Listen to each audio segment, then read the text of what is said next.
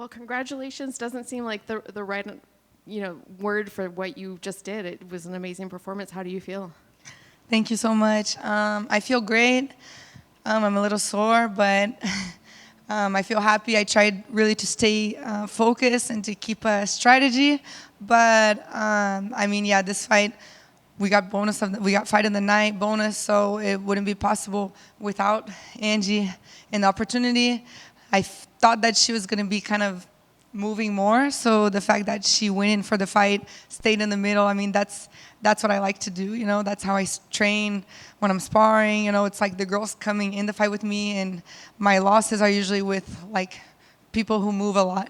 So the fact that Angie was game and going in the middle and meeting me in the middle and going down for it, I think I was able to really let loose and kind of show what I can do. But I don't know if the girls are going to be wanting to go and stay in the middle with me anymore. So maybe my next fights I'll have to be chasing again more. But I feel prepared for what comes after, and I'm happy with the performance. There's things that I would like to get better. The cage work. I didn't want my back on the cage as much as it was. But yeah, happy with the performance. Was that what you expected? I know, going into it, you always have kind of an idea of what you want to happen. Was that kind of how you saw the fight going? Yeah, it was. I thought I was going to get the submission. I really expected the submission, but that's everything else, as in cage, ground and pound. I tried to really hit her more. I wanted to be aggressive, maybe get like stoppage because of hitting. I wanted to get her to give me the submission. I think when I did get the submission was because she kind of gave it to me more because I was hitting her, but I just wasn't able to actually finish it. So, yeah, the game plan was basically that, and we stayed true. I was happy with a lot of some of my new things like knees and elbows that we've been working on. So to be able to kind of everything I've been working on to come out on this fight, especially with everything that's been going on in my life, I'm really happy with it. Does it feel even better knowing that you've kind of broken that curse of this? Yeah, the main events, man. The 0-2, I was 0-2 here at the Apex.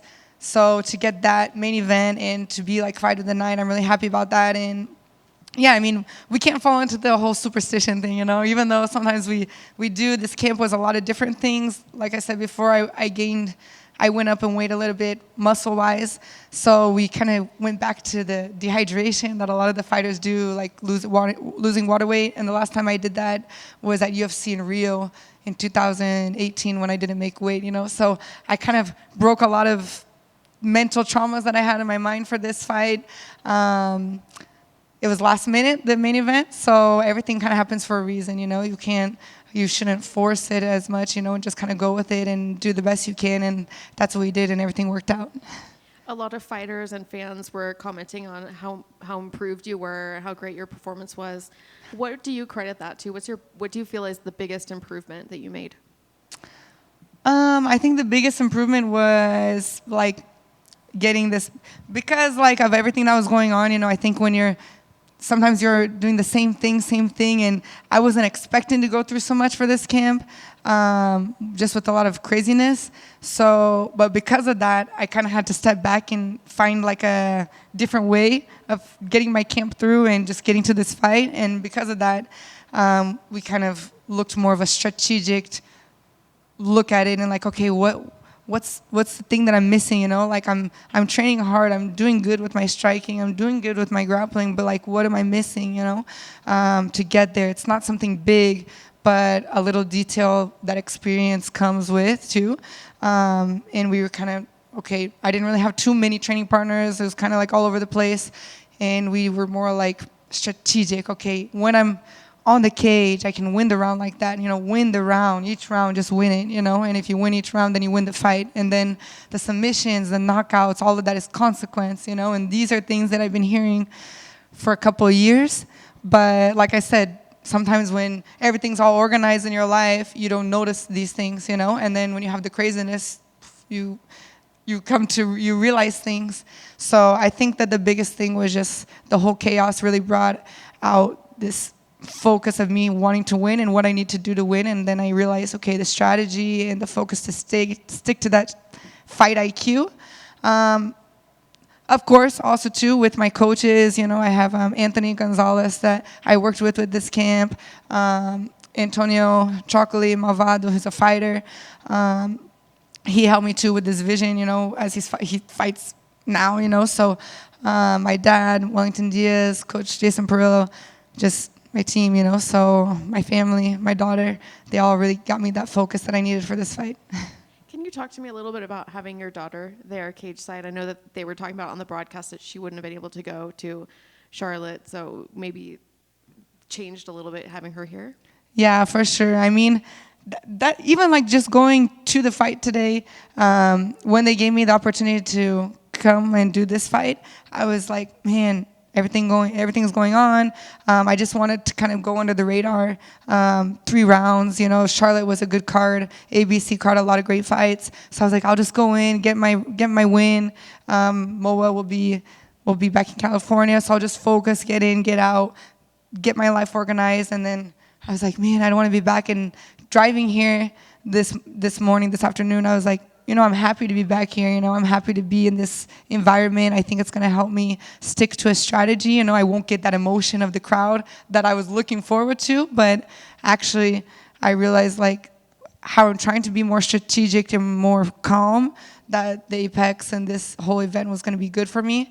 So having my daughter there, of course, is always great. I didn't get to see her too much before the fight.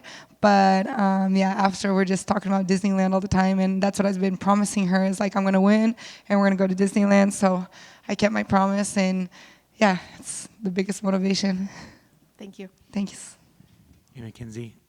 I think that this was probably the most aggressive you've been, or maybe in some time. What do you factor that into? Was it like you said on media day, like you were trying to go for a finish and get her out of there? Like, is that what it was? Yeah, I mean, I have aggression in me. I sound like crazy when I say this, but like I have aggression in me just from everything. And when I say aggression, I mean just so much stuff going on. You need to release stress and all these things.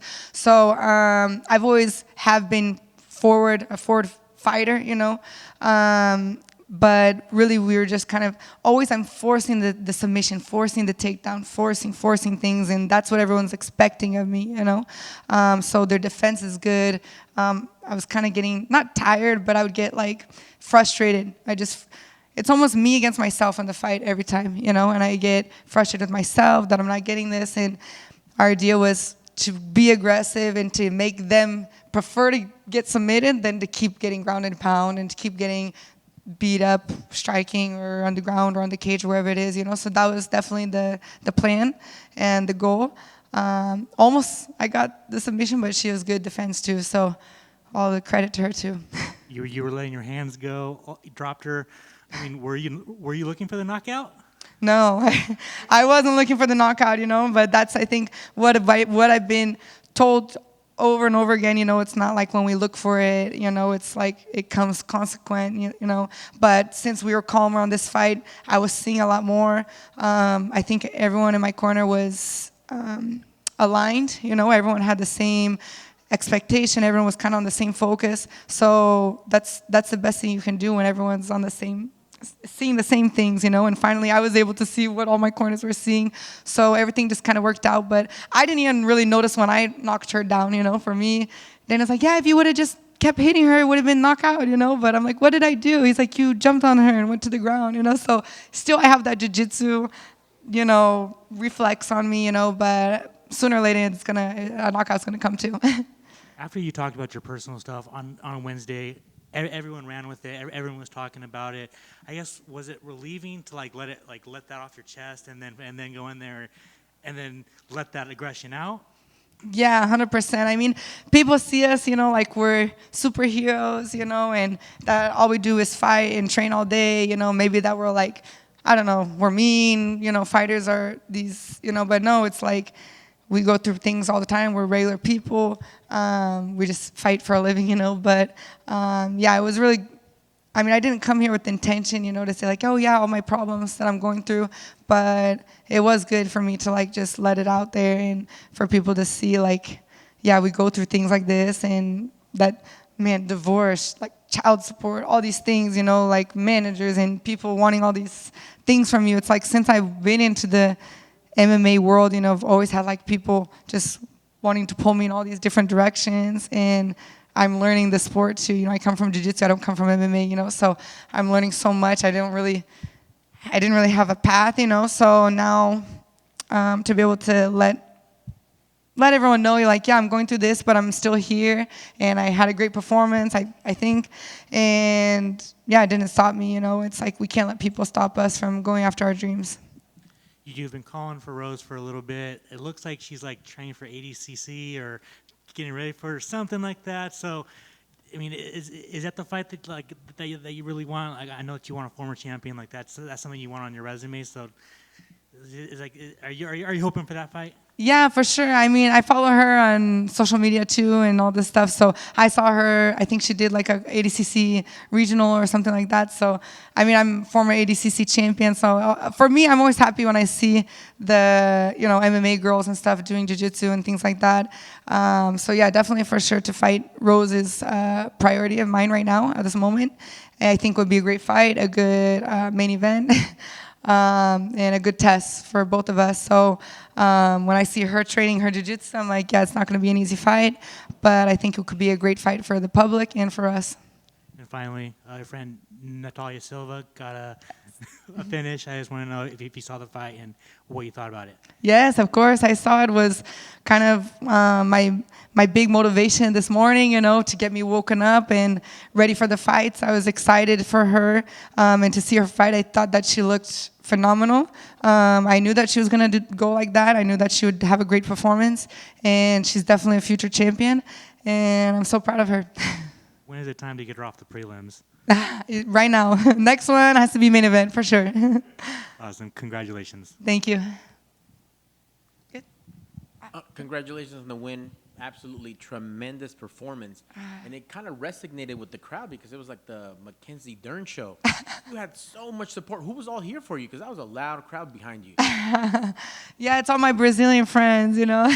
No, I had my family. I had my mom, my stepmom, my daughter. But I had about like 10 friends from California come out here.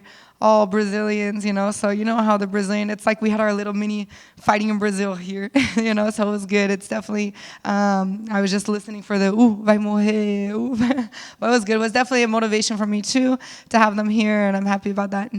Excellent. And for the people just tuning in or maybe watching this wonderful achievement, tell us about this belt you got tonight. Yes, you know, so it's actually special because of the stripes. I got my black belt in 2012. So in jiu-jitsu, every 3 years we get a stripe. And then my dad, we were actually talking about this week, you know, we're like, how long have you been a black belt for? And I'm like, yeah, a long time, you know, since 2012.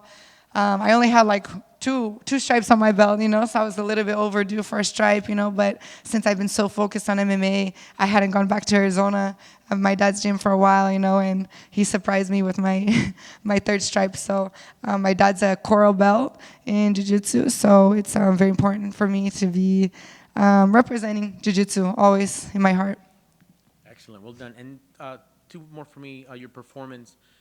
Normally we see, you know, you recoup, recharge, kind of maybe like create a little bit of distance, but tonight's show, you just kept pushing the pace.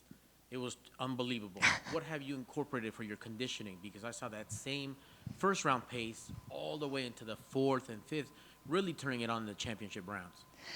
Yeah, I mean, that's all credit to Rogério Camões. He's my strength trainer. He was strength trainer for Anderson Silva, Jacaré, Vitor Belfort, a lot of the best fighters. He's been working with me 2 years, you know, gradually we've been getting better and better. And as I'm doing more and more 5-round fights, we're just working the strength training and the cardio. It's hard, you know, it's hard because I'm a fighter. I'm always going forward. Since my jiu-jitsu career, all the way my MMA career, it's hard for me to pull the reins back, you know. So what he can do to help me is just make my cardio better and better to keep being able to keep the pedal going forward. I think that Angela did a good job of kind of putting me on the cage, you know, and holding me down a little bit. I was kind of like, I want to get out of here, you know. But yeah, that's my style, and he's been helping me with my cardio this whole time. So It's a little bit nerve-wracking, because since we're getting stronger, you don't want to get, too much muscle and get the cardio not so good. But I think we're doing a good balance and getting ready to fight the champions. I see Zhang Weili, that for me, then a big inspiration, one of the best women's fight, Zhang Weili with Joanna, that they kept that pace for 5 rounds, that amazing fight. So if I'm thinking that I want to be a show girl like that, one day, I know that I need to be able to keep the paces for all rounds if I need to, if I can't go to the ground or if I do go to the ground. Excellent, and that'll just bring more fans to you. Alex touched on it with you wanting to fight Rose, but just curious, what would be, if Rose is A, who's your B and C? What other girls stand out that you're like, I'm going to mesh perfectly with this other fighter and amazing main event? I would like a rematch with Yan. I think she had a great performance with Jessica. I think it was a really close fight. So I would like to get a rematch with her if Rose wasn't available. But I don't know, or even Jessica Andrade, who's a former champion too. But yeah, I don't know. That definitely someone in the top ahead of me. I'm number 8, I think, so top 5. But I'm prepared for all of them. I don't know how they'll come. Sometimes I think they fight one way, and then when they fight me, they fight a different way. So I can't say which one will be the best match for me. I think they're all smart, they're all intelligent fighters. But even a rematch with Marina. But yeah, I'll be ready for whoever they give me. Excellent. Congrats on the win, making the team and your daughter proud. Thank you so much. Thank you. Acabou?